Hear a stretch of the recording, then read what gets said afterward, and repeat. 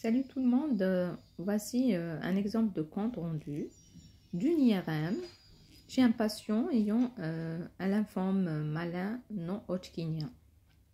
Alors dans le compte rendu, il faut mentionner le nom du patient, l'examen, la date de l'examen, l'indication clinique, donc pourquoi on va réaliser une IRM. Donc, présence d'adénopathie avec suspicion de lymphome malin non hodgkinien, d'accord, avec une lettre d'orientation du médecin traitant, bien sûr. La technique réalisée, donc le radiologue doit mentionner la technique, donc IRM réalisée en séquence pondérée T1, T2 et séquence de diffusion.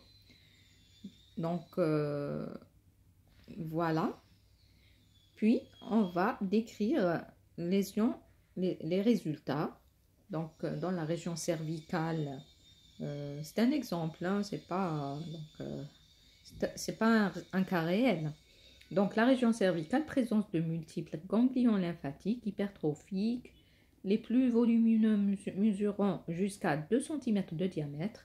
Les ganglions présentent un signal hyper intense en pondération T2, avec une prise de contraste hétérogène après injection de gadolinium, suggérant une activité métastatique. La région axillaire, masse ganglionnaire de 3 cm de diamètre dans le creux axillaire droit, présentant un signal hyper intense en pondération T2 et une importante rehaussement après injection de produits de contraste.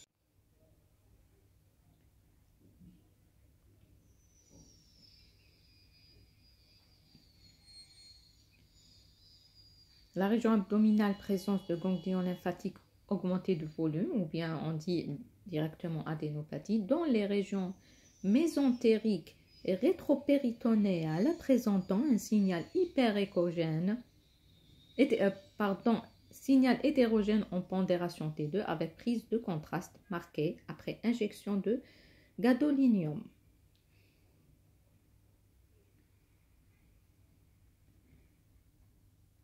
La région inguinale, multiples ganglions lymphatiques hypertrophiques bilatéraux avec un signal hyper intense en pondération T2 et une prise de contraste hétérogène. Voilà, ce sont des termes, des termes clés dans le diagnostic des lymphomes malins non hodgkiniens. Pourquoi je vous fais ces exemples de compte rendu, que ce soit l'ANAPAT ou l'IRM, pour vous familiariser avec les cas cliniques. Ensuite, le radiologue, il va donner sa conclusion. L'IRM compatible avec une infiltration métastatique diffuse des ganglions lymphatiques en faveur d'un lymphome malin non hodgkinien.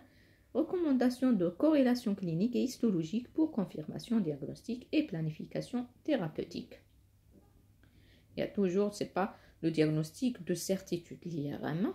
C'est pour ça, je vous ai dit la fois passée, c'est l'ANAPAT qui tranche.